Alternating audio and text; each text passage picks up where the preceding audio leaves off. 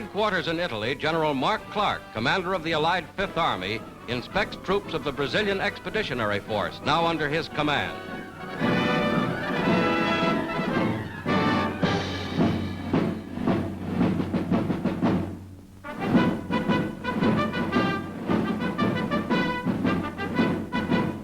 On the reviewing stand, General Mascarenhas de Moraes, Brazilian commander, and General Clark watch a formal review marking Soldiers' Day, a Brazilian national holiday, and the first time Brazilian troops have ever observed that holiday on foreign soil.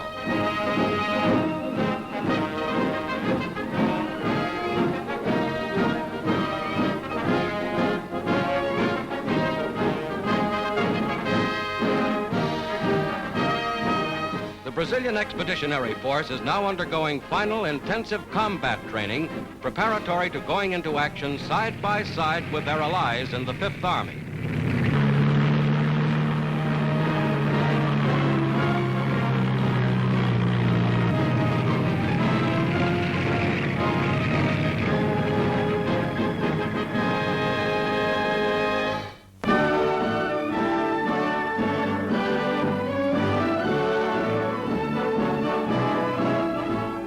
Secretary of State Stettinius is host to delegates to the Dumbarton Oaks conferences on a tour through the state of Virginia.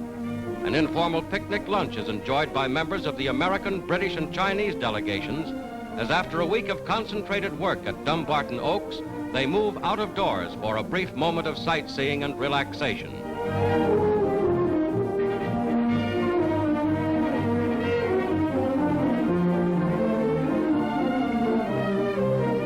Alexander Cadogan, Chief of Britain's delegates, Dr. Wellington Koo, China's delegation head, and British Ambassador the Earl of Halifax, Stettinius, Dr. H.H. Kung, China's Vice President, and Dr. Koo, Joseph Grew, former U.S. Ambassador to Japan. The delegates visit Monticello, historic home of Thomas Jefferson, author of the Declaration of Independence and third President of the United States.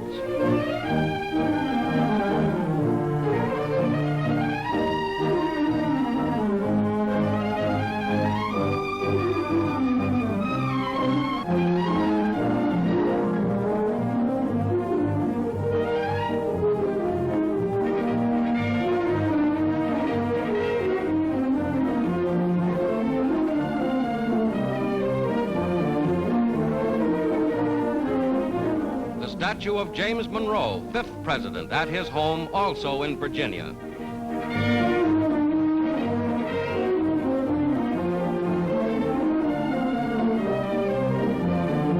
A day in the Virginia countryside for statesmen of the United Nations upon whose shoulders rests heavy responsibility in the outlining of post-war security.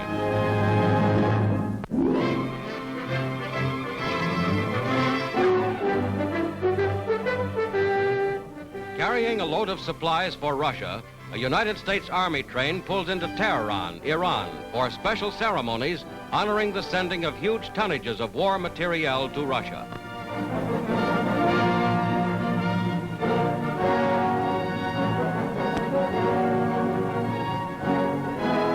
American General Theodore Osborne of the Persian Gulf Command breaks a bottle of vodka over the powerful diesel locomotive.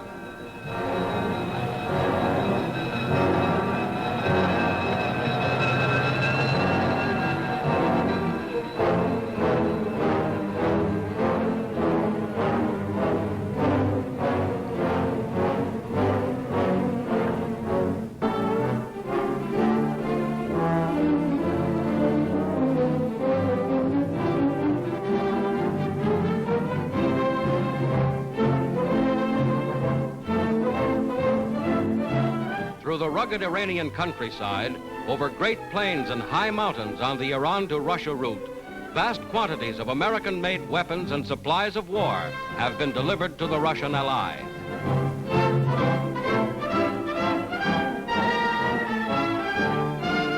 The freight yards of Teheran are a vital junction between the American and Russian war machine.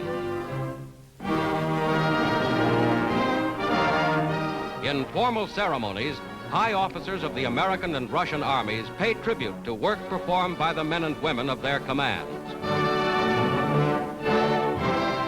The special train comes in, now drawn by a Russian locomotive with Russian personnel.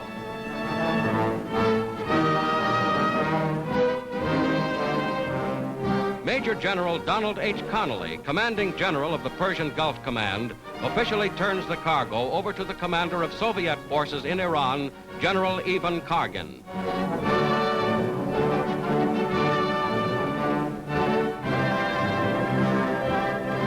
The train's flags are transferred from American to Russian guards of honor.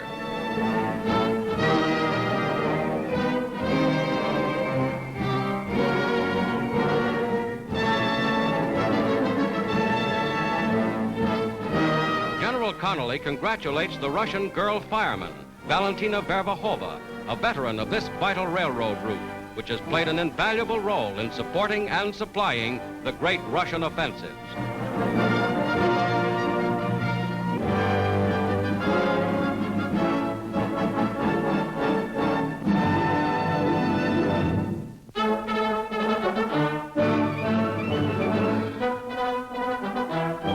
August 1941, President Roosevelt and Prime Minister Churchill at sea meet to draw up the Atlantic Charter. Then Casablanca, January 1943, and plans for the liberation of France. Then Teheran, that helped to seal the fate of the German armies. Now into a Quebec station comes an official train carrying England's Prime Minister Winston Churchill. Accompanied by Mrs. Churchill and Mackenzie King, Churchill walks to a nearby auto to meet once more with America's President Franklin Roosevelt.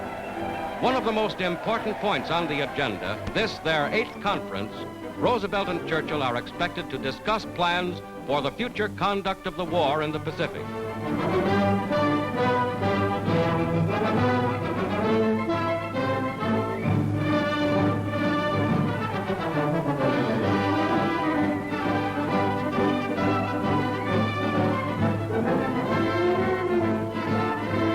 American and British leaders proceed to the historic Quebec Citadel, where they last met 13 months ago, on the Citadel parade grounds.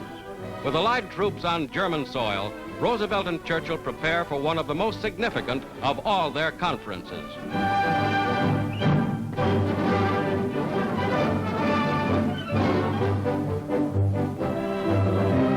The dome of the United States Capitol in Washington, D.C. is ready for repainting.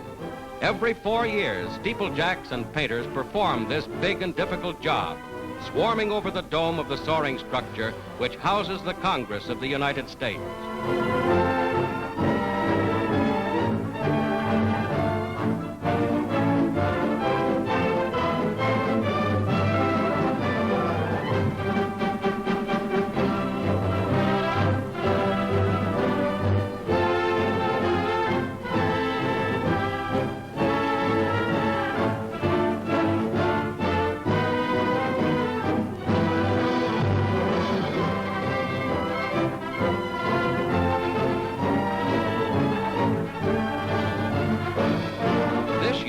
A special job of cleaning and painting, for with victory over Germany, the statue of the Goddess of Freedom, atop which an adventurous steeplejack now stands, will again be illuminated.